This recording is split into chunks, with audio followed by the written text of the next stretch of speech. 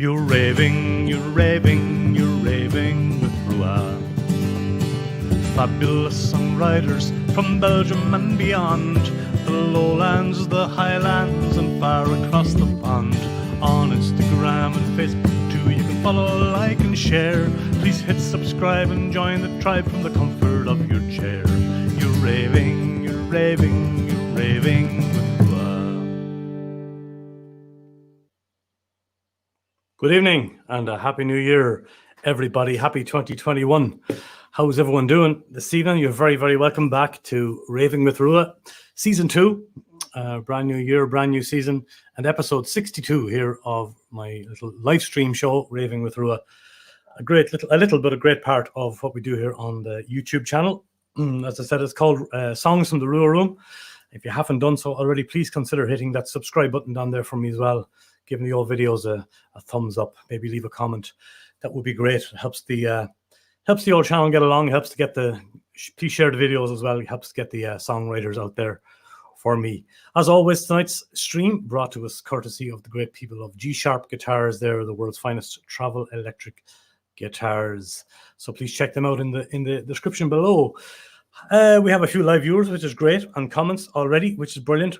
Brecht is there from down the road. Thank you, sir. If you have comments or questions, please feel free to drop them up there. And if they're interesting or nice, I might put them up on screen. Gareth is in as well. Hello, sir. Thanks for joining us. Caro, the Voots. Great. We have some live viewers. That's what we like. That's what we like to see. And of course, the old stalwarts, Chris from Germany. Guten Abend, sir. Thank you very much for being here with us. Great to see you all. So, my guest tonight is over in the land of saints and scholars, and a very, very talented lady from Dublin, I believe, originally, and she'll tell us all about it herself, no doubt. Please welcome to the show the brilliant Aoife Scott. Hello. Thanks for having me. Good evening to you, girl, and Happy New Year. Happy New Year to you, and happy Nollaig na Man. I should be wishing it to myself, the little women's Christmas. You see, it's like I had it planned. Nollaig na Man, little Christmas, women's Christmas. Yeah, you're lucky you picked a woman to do your RWR Room tonight. I was going to say it's like I had it planned. Oh, brilliant! No better woman to do it. Thanks for having me. You're very, very welcome to this. That's Thank you me. for taking the time out to do it. You up to the dreaded pandemic. You were flat out. You had hit songs, and you were actually in America when you had to fly back. Yeah, we were in America. We naively flew out like 10 days previously, kind of having an idea that the pandemic was happening. Ireland was talking about shutting down. Not talking about shutting down, but talking about maybe the Paddy's Day parade being cancelled. But we were kind of like, sure, nothing's happened. We were asking people in America, are our gigs cancelled? They were like, no, you better come over. And so we flew to America, and then we did one gig, and then we went to Nashville, and we were about to do a big festival there, and that didn't happen. And then all of a sudden, everything was being locked down. America was being kind of locked down. And there was some announcements from America's side saying that they weren't letting people back into the country, and we were kind of worried about flights being changed and stuff like that. So so we kind of in an emergency kind of booked flights, tried to get booked flights home, and we landed on Paddy's Day, March 2020, and we got home, and it was a massive relief. We didn't realize how much we were panicking even out there. Like, we were kind of always like, I think everybody's had that feeling for the last year. It's that kind of panic feeling of like, what's happening? Where are we going? And it's still happening today.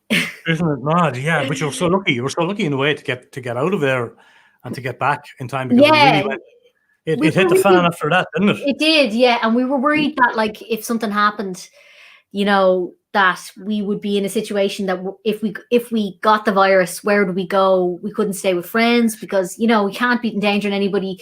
We wouldn't be in the money situation where we could just book into a hotel for 2 weeks to quarantine. We were really worried about it. So we were delighted to be able to get home and get out of there before it all got into lockdown and things like that. So it's been a roller coaster since then and of emotions. We got home, we were thinking it was only going to be 4 months, 5 months, and then we're still here today now. So when you think of it, like, Yeah.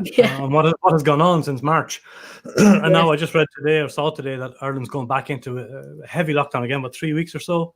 Yeah, it's a very heavy lockdown and they've just announced the schools being closed there today again. Schools are supposed to come back next week. They had pushed it off. They were supposed to come back yesterday or Monday, and they pushed it off another week. So it's all very scary. The numbers are really big over here now, with each day, and it's back to lockdown city. I mean, it's kind of funny because it's not like as if our lives as musicians have changed too much. With the lockdown, we're still at home. We're still kind of twiddling our thumbs, not seeing anybody, kind of just, waiting for the reality to come back to normal. But no, it's a scary time, but we're just hoping that if we just get through this last one, that we'll come out the other end, hopefully. I hope so too.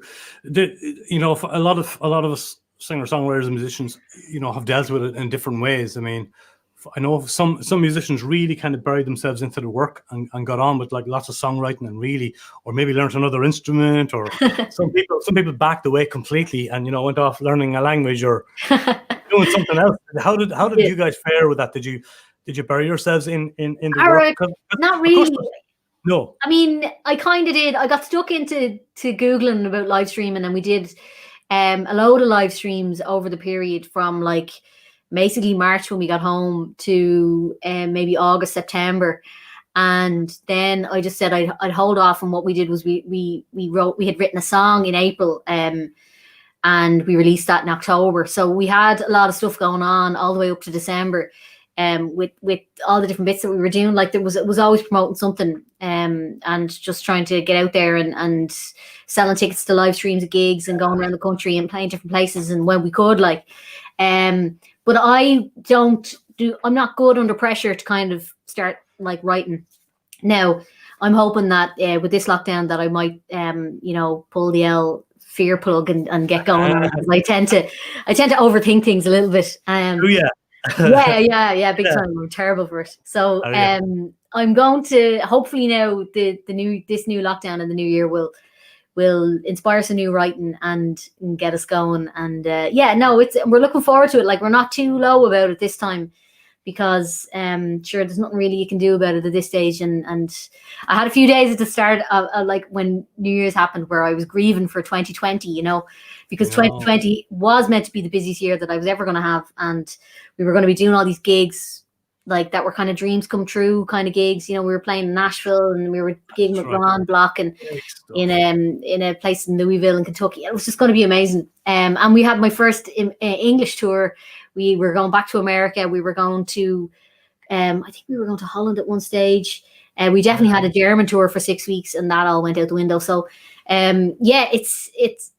I mean, we were lucky that we kind of had a big launch for the album that I released in January.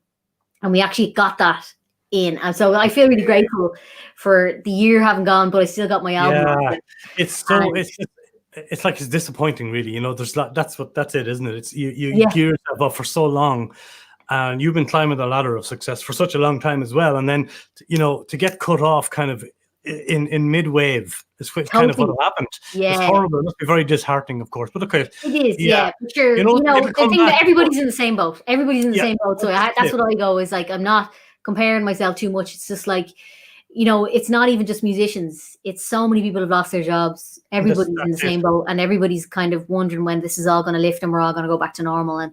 And that's, you just have to realize that we have our health and we're safe, and we're lucky that we have our family and stuff like that. So well said.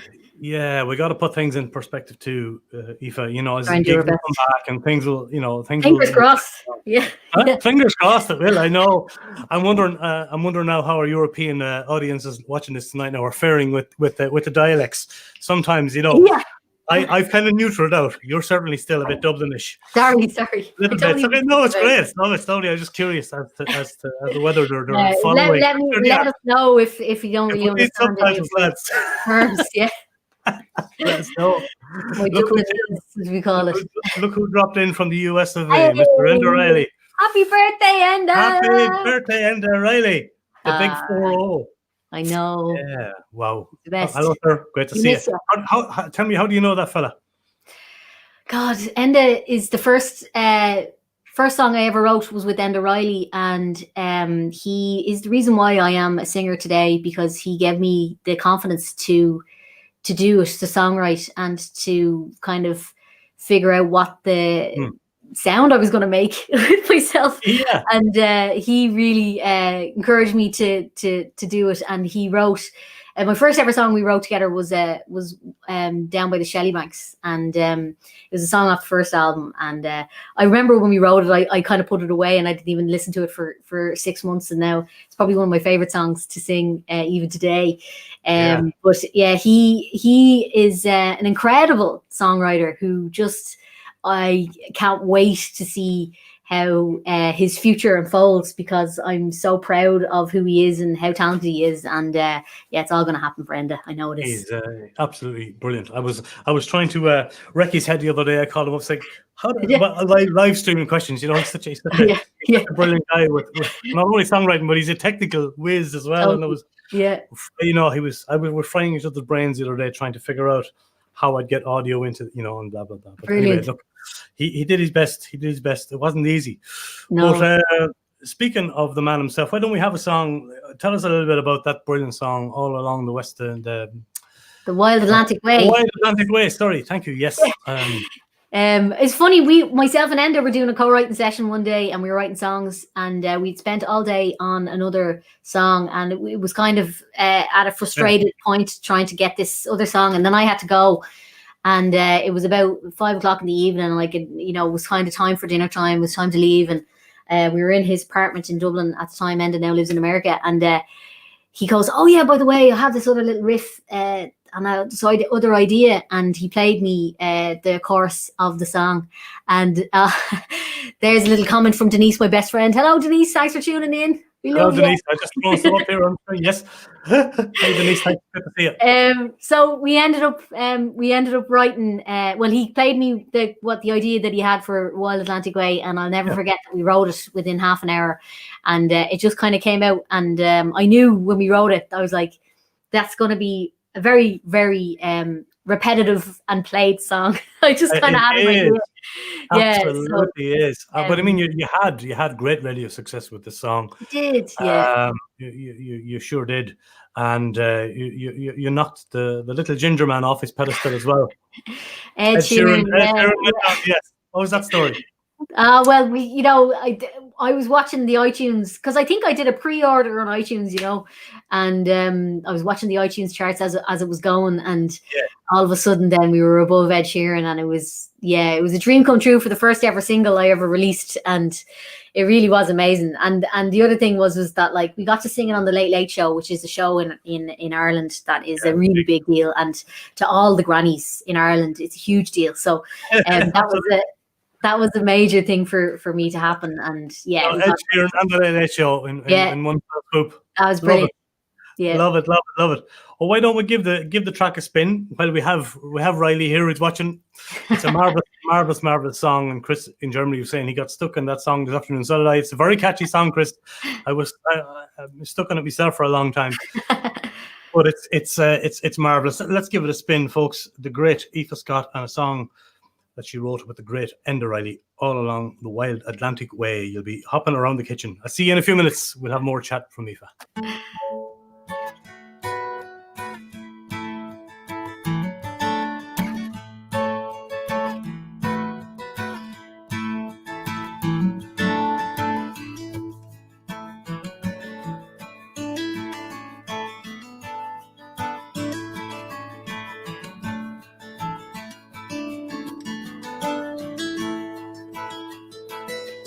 When will you bring me my love? Counting down the days. When will you bring me my love? All along the wild Atlantic way. 60 years in Nova Scotia, waiting for the day that we're returning home. All along the wild Atlantic way. When will you bring me my love? Counting down the days. When will you bring me my love? All along the wild Atlantic way. went aboard that shipwreck in Bay. Sat and watched the northwest sunset all along the wide Atlantic way. The time that we climbed Crow Patch, we nearly went astray. Our legs were aching, falling off us all along the wide Atlantic way. When will you bring me my love? Counting down the days. When will you bring me my love? All along the wide Atlantic way. The time that we went skinny dipping down a dairy main, smelling Galway salted ocean all along the wide Atlantic way. The day that we heard Willie Clancy piping in Pearl Bay, sang and danced till the early morning all along the wide Atlantic way. When will you bring me my love? Counting down the days. When will you bring me my love? All along the wide Atlantic way. Watch you catch the fish, your dinghies, currents roll away. Wait for you with the half-light gloaming all along the wide Atlantic way. Sighting back from the black bulkhead, skin salty from its spray. The ocean looming up beyond us all along the wide Atlantic way. When will you bring me my love? Counting down the days. When will you bring me my love? All along the wide Atlantic way. When will you bring me my love? Counting down the days. When will you bring me my love? All along the wide Atlantic way. When will you bring me my love? Counting down the days. When will you bring me my love? All along the wide Atlantic way.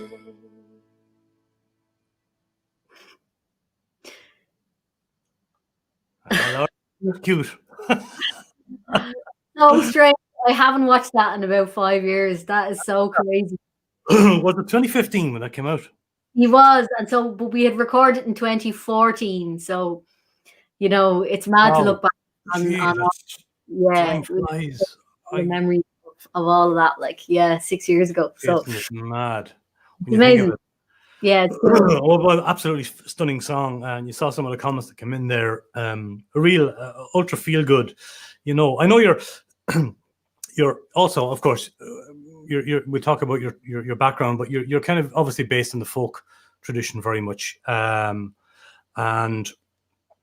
which is brilliant. But it's lovely and refreshing to hear someone coming out singing with their own accent, singing folky style songs. You know. Which is, you're not trying to, be like anyone else. And I love that about what you do, you know. I'm paranoid that I wouldn't, it's hard to know, because some people would say to me, because I have such a Dublin accent. Yeah. I actually don't have the full Dublin accent in my vocal. I actually sound, the way that I learned how to sing was through my mom and my Auntie Mary. And I sing more similar to them than anybody else. Like, it's just, that's the way, it's a genetic thing, you know. So it's a funny one, because if I sang in my massive Dublin accent, I don't know whether anyone would want it. Have you a massive Dublin accent, have you? You say stuff like, how he is, yeah. I'm terrible. Yeah, I do. Yeah. Deadly. And deadly. Yes, of course. For people who may not know you, they'll know the name of Mary Black and Frances Black, of course. I mean, when you grow up in the Black family, of course, as we say in Ireland, it isn't from the ground you got it. No. An amazing singing family. Your mum, Frances Black, your aunt Mary Black, and of course their brothers. Is that right? They've two brothers? Three. Yeah, three. Yeah. I think they're second. Yeah, treat. and all of them amazing singers. I mean, I suppose you were, like all of us growing up in Ireland, you were immersed in that, were you, from an early age, or Yeah. were you interested in it, like, you know, No, at I that time? hated No, it. Yeah. did I you? really resisted it for a long time. Yeah, I was always the shy one sitting on the stairs when the sessions were on, and I hated the having to sing in front of anybody, even though I could sing, and I was lucky that I could sing. And you know, it is a thing to, when you're from a family as musical as they are, like, it's kind of passed down without you really realizing, because like you're just, I suppose we do sing all the time as a family. Like, we're just constantly singing, just going around the house. Like, and you know, my brother has 2 babies now, and one is 3 and the other one's 1. And before the 1-year-old can talk, she's singing. Do you know what I mean? And that's just because we're constantly singing, you know. But it is a kind of a case of growing up feeling shy, but just being very appreciative of the music around me, and listening to so many songs growing up, and being very lucky to have had the musical upbringing that I have had. Yeah. Oh yeah, sure. What is your you went to university? Did you do all of that part of your life as well? Was that all part? Yeah, I tried to do a different job. I tried to leave and not. I tried to not go into music. So I told everybody as I was growing up that I didn't want to be a musician, and I didn't want to be poor, number one, and I just didn't like the idea of the uncertainty of the music industry, and growing up from that. Like, it was always, I was just saw how hard my ma worked, and I was like, I'm not doing that job. I'm going to go and do something else. So I ended up going to media college, and I worked in TV for a very long period of time before I decided I'd get the nerve to go singing. And what it was that I had heard a kind of voice within me going, do you really want to be doing this for the rest of your life, or do you want to do this before you have, when you have the chance, do you want to go and try singing and see how you get on? Now, it's still not the easiest job in the world, but I'm really glad I did, and I left it all, and I went singing. Yeah. So did that happen all around 2014, 15, or was it before? Yeah, it was about 2013. What happened was I was working on a documentary about an Irish history documentary for TG Cahir and the Irish language station here. And I was kind of doing a little bit of everything on it. And I was on set, and we were recreating the 1916 Rising at the time. I think this is actually probably previous, 2010 maybe. Wow. But it was it was a lead up to 2016, to the 100-year centenary of the 1916 Rising. And I was of course ordering people lunches, and I had a clipboard, and I was going around being whatever I was doing. And the actor who was doing part of the scene, who was singing behind the set, and he was singing songs to kind of create this mood of dismay and heartbreak of the kind of the Rising nearly finishing, and them not doing great at the time, because it didn't actually work. You know, the Rising actually failed at that time, but you know, it worked out in the end. But so the actor had to leave to pick up his kids, and they said to me, will you go behind the set there and sing, you know, Bolfini Men? And I was like, I only know a verse and a chorus. Like, I was like, so I stood behind the set of the GPO, where they had the set of the GPO, the General Post Office in Dublin, and I sang. And then the director came up to me straight away, and afterwards, and he was like, Aoife, will you sing on the soundtrack? And I was like, yeah, of course, like, no worries, I'm doing everything else. I might as well. Yeah, why not? And, no, because I sang on the soundtrack, the reaction that I got from that was kind of like,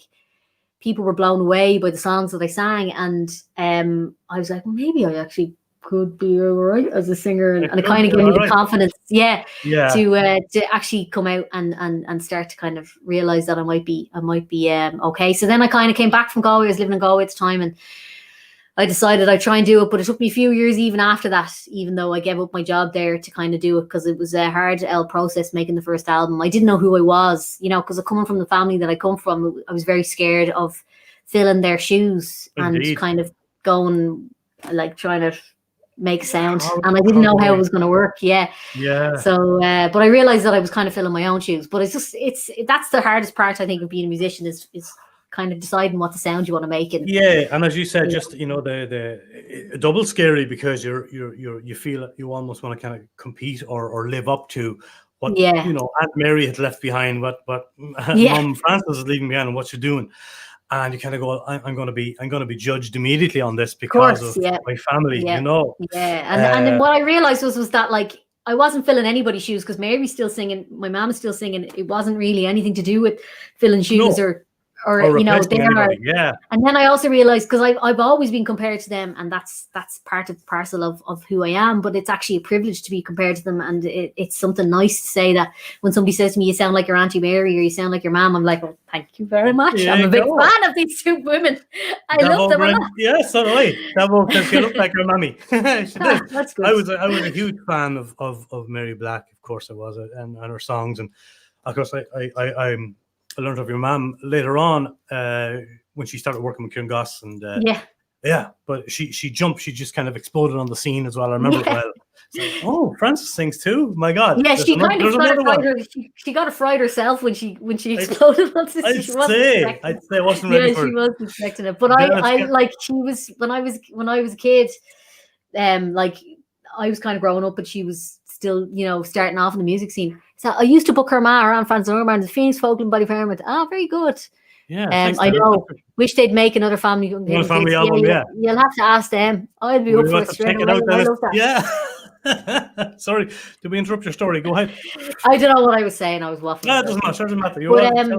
It's amazing to have grown up and watch my mum and Kieran Goss be out on the road. And like Kieran Goss, even when I started my own career, has been unbelievably helpful and supportive, like to me, kind of as I'm trying to figure out how to book gigs and how to do it myself. And, you know, he kind of just helped in so many ways, and he's an inspiration. You know, I think Kieran, for me, is an inspiration as to how to have a long-term career in the music industry and how to work really hard. And, you know, I think that's amazing. It all. He's just been through he has done every kind of gig, and I remember him in the 90s. I did a couple of opening acts for him, but he just had it so together. I remember.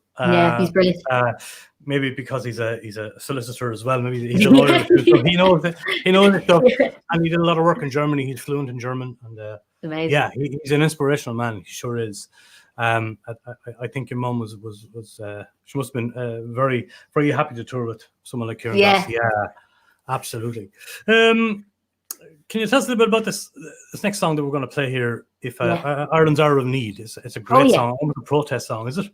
Yes, it is. It's written by a man called Barry Kerr, who, if anybody hasn't heard his music before, he's just he's from the north, but he's just released a new album there, and he's amazing. Like, he's so multi-talented. He's actually an artist and a piper, and multi-instrument. He's amazing. Like, so he wrote this. I actually learned this on tour in Germany when we were in a German tour, and it was kind of sung a cappella, and then we turned it into a band kind of gig, and then I was putting songs together, and I decided I wanted to record it, and then we put this music video together for it, because I'm very just like me ma, I'm very into the social justice of things being right and proper in Ireland, and I think things need to change big time. So big time, we need that. But this is a fab song. I love the lady at the beginning of this, and she's saying, thanks. I love that woman as well. She's the most important part of that video. Thanks. She is. Is she one of the seller? She is the flower seller, and that happened at the time. And I asked, it was Love in Dublin or something, some website, some social media website put it up, and she was like, they were saying that Grafton Street were going to be cleared of all the market flower sellers, and she was so passionate about it that I felt like I'll go to jail. She was brilliant. She was second. She was going. So I put her at the start of that video, and people thought I was a bit mad. Even my family were like, "What are you doing with that one?" And I was like, "No, brilliant. It's going in. No, it makes it. It makes it. Let's watch it. Let's watch it, folks. It's the writer is Barry Kerr. Barry Kerr, fantastic song. Love the beginning of this. Oh, yeah, go to jail, no problem. No, that's what I believe in. Like, if you can't fight for your rights, what do you do? I'd rather let them shoot me here.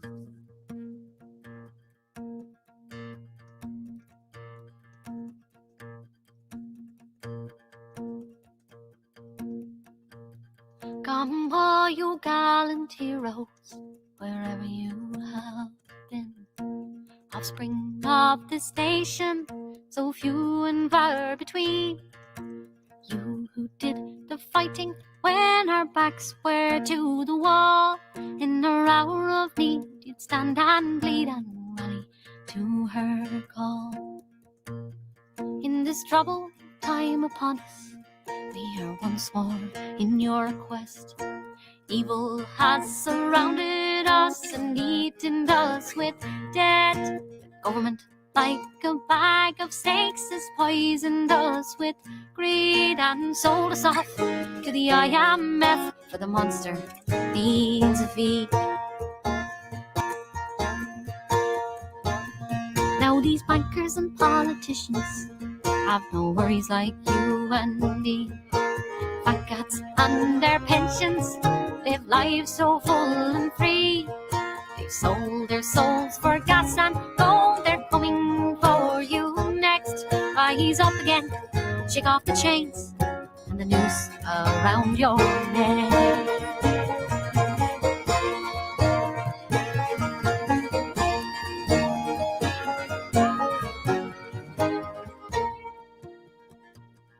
Our patriots who went before must be turning in their grave. The vision that they live for, such a better place. James Conley, rise up your soul and lift us from this hell. And please ask the brave sons of 16 to come back and fight as well.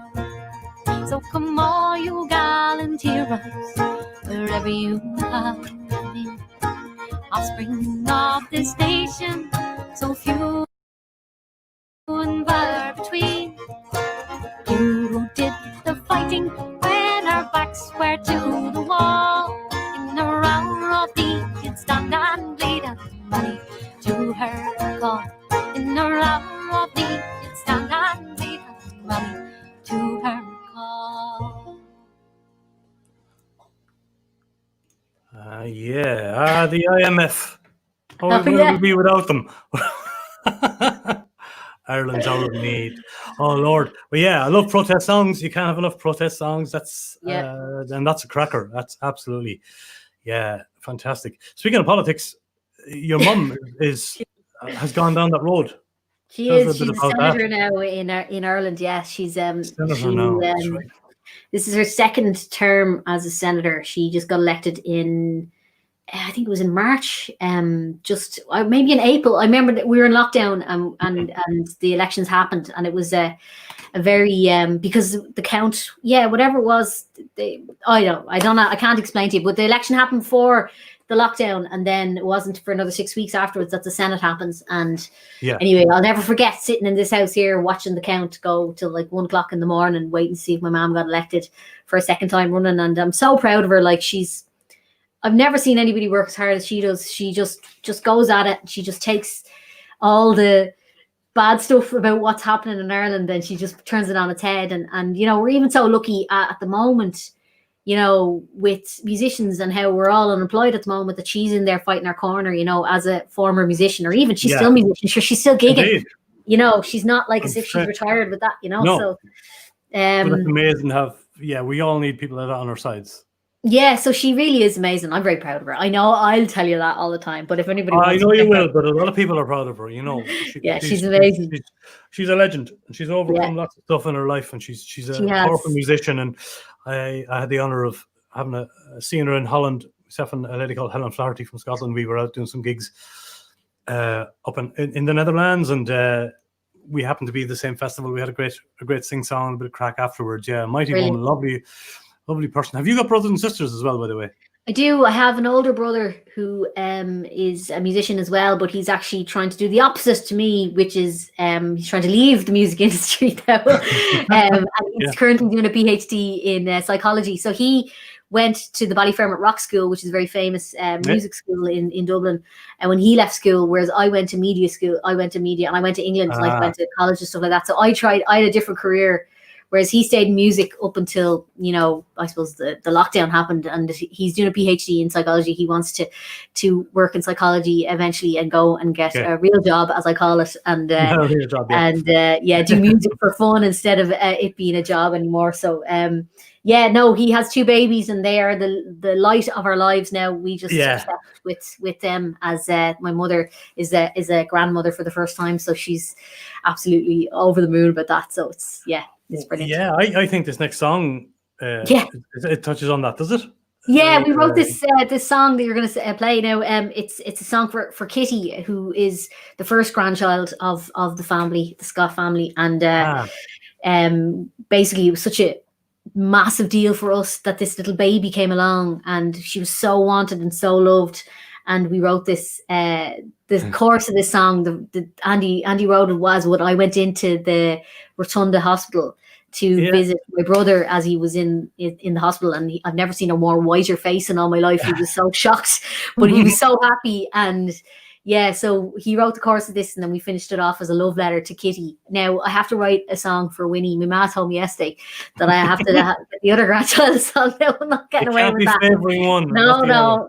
Once Winnie realizes, once Kitty knows she has a song written about her, once Winnie realizes, we have to keep it fair. So yeah, I'll write a song for Winnie at some stage. This is the yeah. I'll have to work on that. Do you write mainly with Andy, or have you tried co-writing with other musicians over the years? No, well, I mean, it was mainly with Enda first, and of course, yeah. And then with my brother, there was a few songs that we wrote together, and then Andy is really my main, because what happened with Andy was my brother was in my band before Andy was, and when Owen went back to college, Andy his band started to kind of wind down on tour, and so it just happened that he could kind of slot into my band, and we were dating, so it kind of worked out. So so then we started writing together, and it's gone really well so far. We haven't murdered each other yet, so or he's been very patient and not left me at this stage. So so writing songs together has been great, and we're really proud of the songs that we have. How many albums at this stage? Is it 2 or 3? Just two, yeah. 2 and a few singles. So the second one came out last January 2020, so it's nearly a year released at this stage. So and that's funny to see Ireland's Hour of Need, that video, because that was a single off the album. I hadn't seen that video since I released it like a year ago, or even I think it was like 13 months ago or something. So it's very strange to see all of this and to hear all of this music, because I don't spend any time listening to myself. No, you wouldn't be that good at that one. No, I only listened to it when I was making the album, so it's very strange to listen back and hear, the different decisions we made, and it's cool. It's pretty cool to hear. Yeah, people kind of forget that too, that you might spend a year or 2 years on one song or one album, and you bury yourself in it so much that by the time it comes out, you're so over it. You know what I mean? After ripping it apart and dissecting it and recording it and re-recording it and maybe tweaking and writing. By the time anything comes out, these, it's ridiculous. Would you say you're a perfectionist when it comes to nitpicking at stuff, your voice, your music? Yeah. And so that's why it's a painful process for me to be making albums. It's not something that I totally enjoy. But the thing with another reason, we went over to Nashville to record this album, and we were meant to start recording some Dublin songs in the studio with Ron. But this is Ron Block, we recorded the album.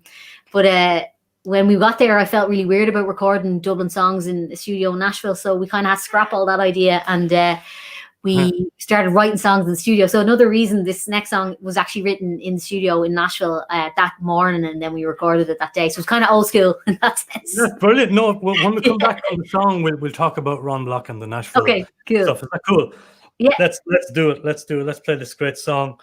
Folks, here you are. Oh, yeah, this is from the Shed. Yeah. With our beloved Andy in the Shed. Yeah, it's lovely. And this is for your niece, you said? Yes. No, your niece Kitty, yeah. Niece Kitty. Right, we'll give it a play. Beautiful song.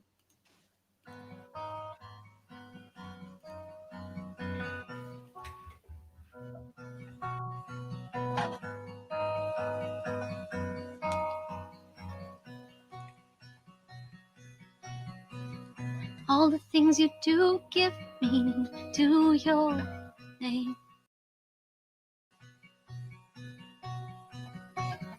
Every day a chance to change. Don't judge the day before that. Measure in your mind and all the things that make you smile. You're another reason for the sun to shine. You're another reason for the sun to shine.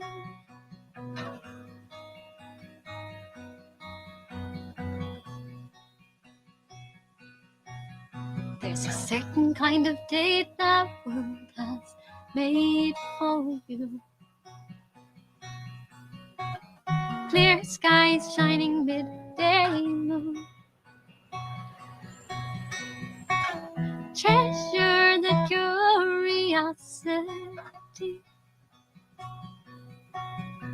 The spinning of this earth full of things you love to see. You're another reason for the sun to shine. You're another reason for the sun to shine.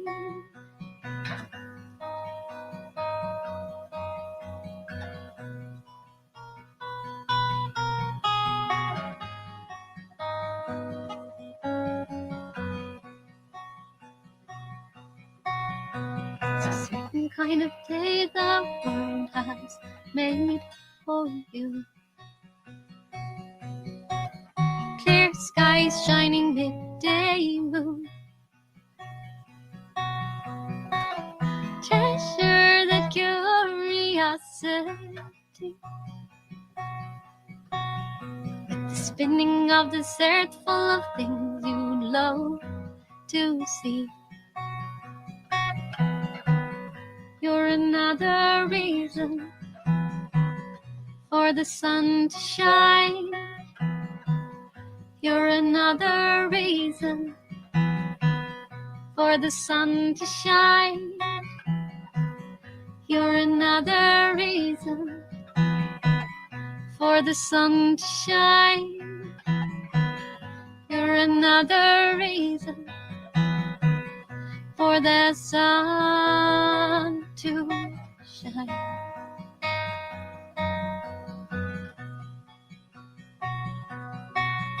For the sun to shine. For the sun to shine. For the sun to shine.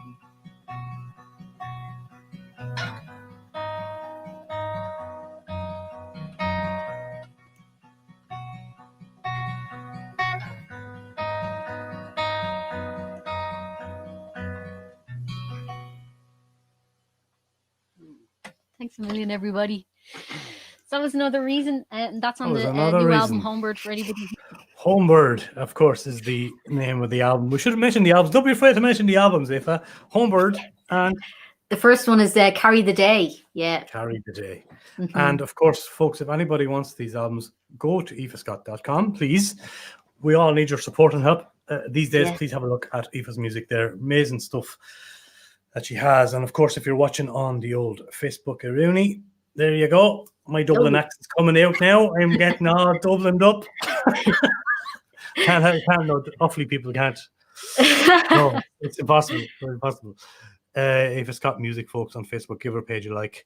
Yeah, lots of great comments coming in. Nessa says, super. Thank you, Nessa Brosnan in County Cork. Thank you, Nessa. Much appreciated. How did you meet that brilliant guitar player that is Andy Mean? We were on tour in Germany in different bands. I was in a band called The Outside Track, and Andy was in his band, which is called Full Set.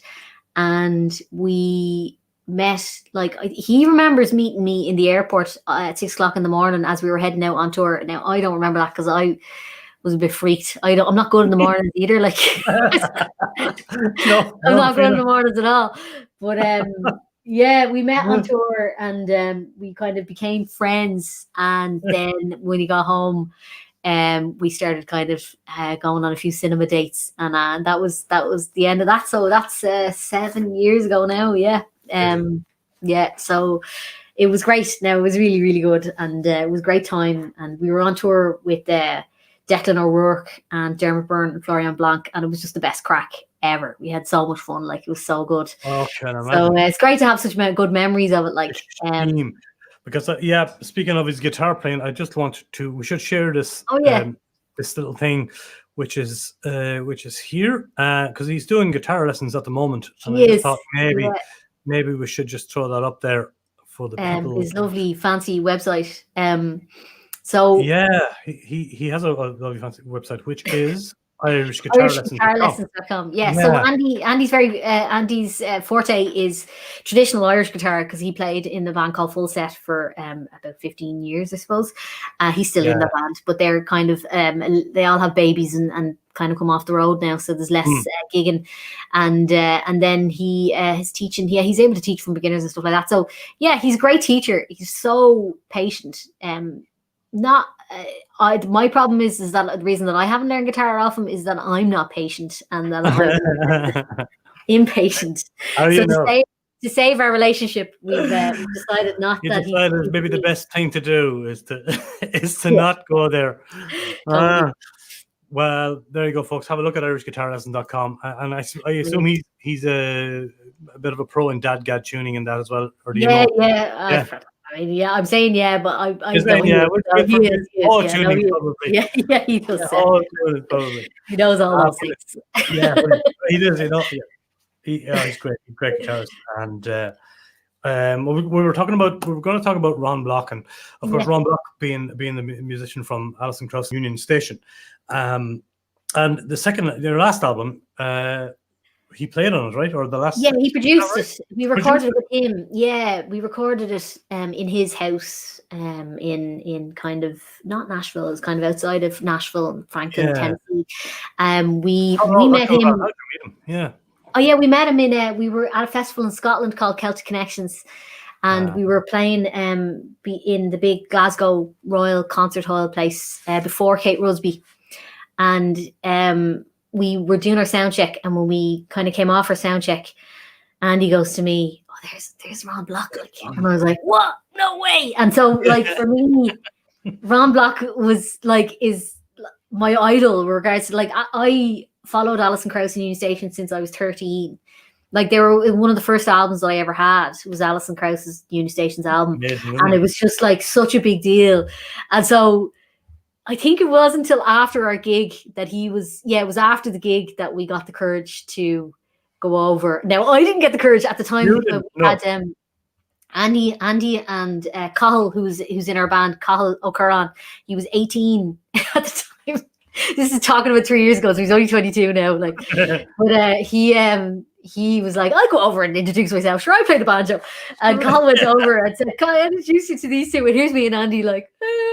So we ended up, of course, at the after party, and then about 6 months later, we became Facebook friends. I had a great chat with him about stage fright, and because I was going through a bad phase of getting very nervous going on stage, and he kind of was telling me different things that he was really blew my mind. And we became Facebook friends. Never thought about it really, and then, of course, I was dropping Andy into Dublin. We live in Kildare.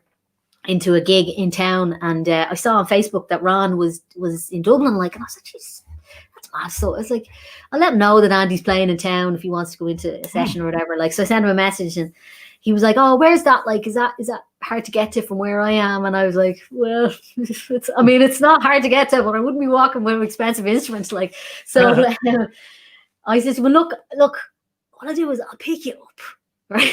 I was like, "Pick you up and I'll bring you in." So I brought him down to the Cobblestone first, which is an amazing place for anybody who hasn't been to the Cobblestone for traditional tunes. And I walked in, of course, and one of the Black Family's friends was sitting in the middle of the session. It was a singing session, and I walked in the door with Ron Block, like, and I hadn't seen him in 6 months, and we only had that one shot, like. And I walked in the door, and of course, Pat Good, who's an amazing singer-songwriter, goes, "Eva, sing a song," like.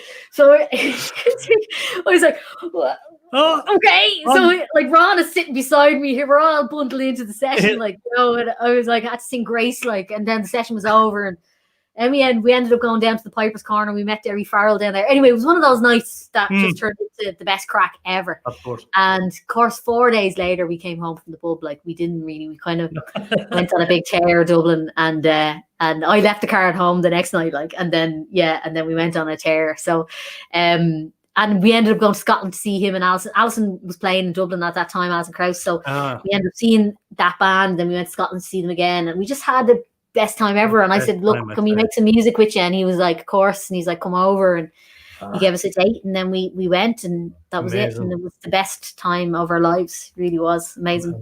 Yeah, amazing. Because I'd say he came onto one of your live streams, I think, for one of your launch you did online. Yeah. For the last song. He came on to talk to you. It was brilliant. Yeah, he's great. He really is one of our great friends now, like, you know, and he's so supportive. And even though we're a disaster, you know, and like, anytime we need him, like, any chance he'll play on this over here now. Yeah. it's a bit of a strange one, because it's like, you know, for the last song there, we were like, we wrote this song, we might throw it out. It has October in it. We might put it out, you know. Yeah. And he was like, yeah, I'll play some guitar on it. And then he was like, oh, I'll just get Barry Bales, and Barry Bales is Alice Krauss band. And we were just like, okay. So Barry Bales played bass on it. Oh, amazing. We're getting all of Alison's band to play on it, and it's just like, that to me is my dream come true. Like, that is a dream very strange to even think about it. Yeah. Yeah, isn't it? The way it kind of goes full circle, you end up being so enamored with these musicians and people, totally. And you know, you do it, then suddenly you're recording with them or working with them. It's that's a very real sort of a thing, isn't it? Yeah. But that's the game we're in. That's the game. That's the business, you know. And it's an amazing thing. It's a great gift that we have. Whether you're professional or amateur, to be able to sing or play any kind of instrument, isn't it? Would you agree with that? Yeah. I mean, that's definitely one of the reasons why I'm doing it now, is that my granny always taught me that to be asked to sing a song is a privilege, and to never not sing. So even if you're standing at a bus stop and somebody goes, "Oh, are you a black? Are you?" Sing the song here. And so I always, like, my granny's voice comes into my head. I'm standing at a bus stop and I go, all right, there, fuck it. Sorry, I literally just go, well, and I go straight into my granny mode, and I sing the song, whatever song I sing. What's the one you did? Coffee could be heaven. Dublin Salt. Dublin could be heaven. Yeah, that's it. That was her song, wasn't it? Stroll down. Yeah. He had all the songs. He was amazing. Yeah. And what part of Dublin was your granny from? My granny was from the Liberties, which is not far from where my mom is in Dublin, where I was brought up. So, but like, she had a shop on Charlemont Street where the whole black family lived. But then, when she retired, she moved back down to the Liberties, and that's where we bought a house next door to her. So, we were very lucky I was very lucky to have grown up with my granny next door. It's very Irish, like to be going to your grannies for dinner. And what about great grandparents? I was lucky enough to have met my great grandparents. I don't know. Really well. Have you? No, I've never met my great parents. I'm really interested in the Scott side of my family tree at the moment, that I've been trying to track and see what happened down there, because I never met my granddad on that side, and it's just so interesting. Irish history is unbelievable, like, it's amazing to look back, like, and so I'd be very interested in Irish history, and I would have done a lot of research on 1916 and the freedom of Ireland in that sense. And to find out that my great-grandparents and my great-great-grandparents were both in the British Army, based in Dublin. And that just blew my head. Like, I just hadn't got a clue. Like, I didn't have a function. And so I have all this other history that I haven't got a clue about. And, it's amazing to be so connected and to be able to do that. Like, It is. It's a very, we as Irish people, as you said, it can be crazy if you look back far enough. Yeah. I don't know what to go to uncover, and there can be big gaps, big immigration gaps where people disappear. And amazing, absolutely. We're going to have another song before we say goodbye. We're going to say goodbye first, and then have the song. How's that? Okay. Tell us a little bit about Sweet October. We're going to finish off with Sweet October. Yeah. So we wrote a beautiful song. We wrote Sweet October for friends of ours, actually, in April, and it was for like a little present for a friend of ours whose birthday it was, but. at the time, you know, it was just, we had come home in March 17th and then we were writing this song, and it was a very emotional time for me because I was thinking, sure, October, everything's going to be back to normal. I'm going to have my livelihood back. I'm going to have the thing that I was born to do back, because it's been very difficult to figure out who I was anymore. I didn't know, you know, my identity was kind of lost when we had this pandemic. You're not singing anymore. You don't know who you are anymore. And that's really hard. So we wrote this song. And so when we were delivering it as the present, I would be singing it live over Facebook or FaceTime or whatever. And of course, I couldn't hold it together because I was crying the whole time, you know. Really? So it's actually it's meant about hope. And when October comes, that everything's going to be back to normal. So for me, I was thinking, October, we're going to be going to Germany. We were actually learning German for a German tour in October. You know, of course, that never happened. And we were thinking all of this will be gone by the time October comes. And for us, it's a real time of, for us, it's our favorite time of the year because we met in October, myself and Andy as well. So it's very nostalgic for us to the autumn time. It's a kind of refresh and renew and to have hope. So we wrote this about kind of in a hopeful way. And we hope you like it. Well, that's a good way to end the chat, Aoife. Absolutely, a song of hope, and it could be next October, but it's on the way. You know what I mean? It's all right. Absolutely. I want to thank you very, very much for spending this hour with us here today. It's hard to believe it goes so quickly on this thing. Time flies, and you know, pity you're not a talker. You know, I would have loved to have gotten. I tried to warn you, Doggy. I tried to warn you. I was like, Doggy, once you get me going. Just get a few bit of information out of her is all I'm trying to do, and it's been an uphill battle. The sarcasm is fabulous. It can't be. Thank you so much, Aoife, and I wish you and Andy and all the family a very happy New Year. We'll rock and roll on towards busier and happier times. Yes, let's do that. Thank you so much. We're going to leave the chat with the song, folks. Thanks everybody for tuning in and joining in. Aoife, we'll see you soon in real life, I hope. Yeah. Myself and Andy and Enda will meet up in Dublin and we'll go for no scoop. Thanks for being with us. Thanks a million. Bye, Aoife. Happy New Year. Bye. Thanks a million. There you are, folks. The wonderful, lovely, and talented Aoife Scott. How lovely was that?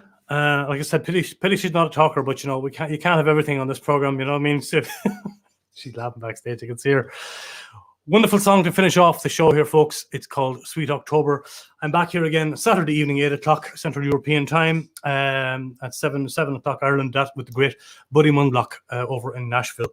We'll have a good chat about. He's an amazing songwriter, Nashville-based. Maybe Nashville born, I'm not sure. We'll ask him when we see him on Saturday evening, 8 o'clock. Be great if you could join us.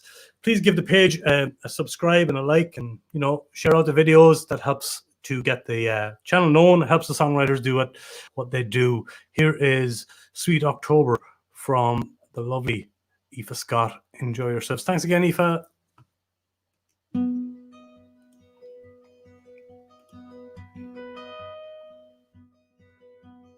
I stare rose where you know they feed the soul.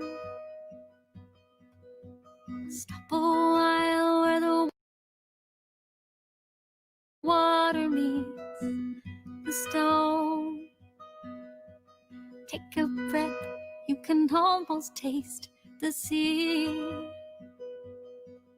It's a half-hour drive down towards Kilkee. And come, sweet October, all this will come together. All the things you'll ever hope for. Sunsets in sweet October skies.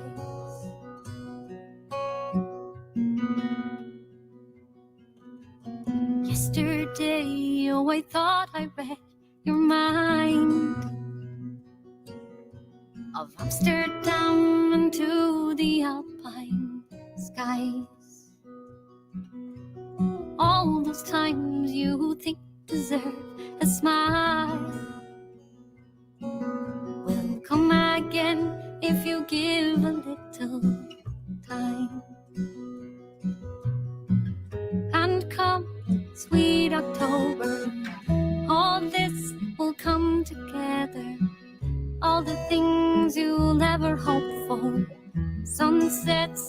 in sweet October skies. We won't even mind the rain.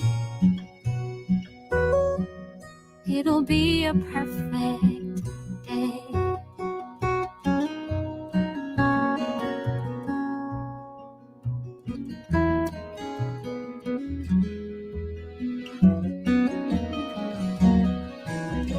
Give it all and you give more than most. But the western breeze, it always gives you hope. Ease your mind for better dreams tonight. Of Westlair roads in the evening light. And come, sweet October, all this will come together. All the things you'll ever hope for. Sunsets in sweet October. And come, sweet October, all this will come together. All the things you'll ever hope for. Sunsets in sweet October skies. We won't even mind the rain. It'll be a perfect day. We won't even mind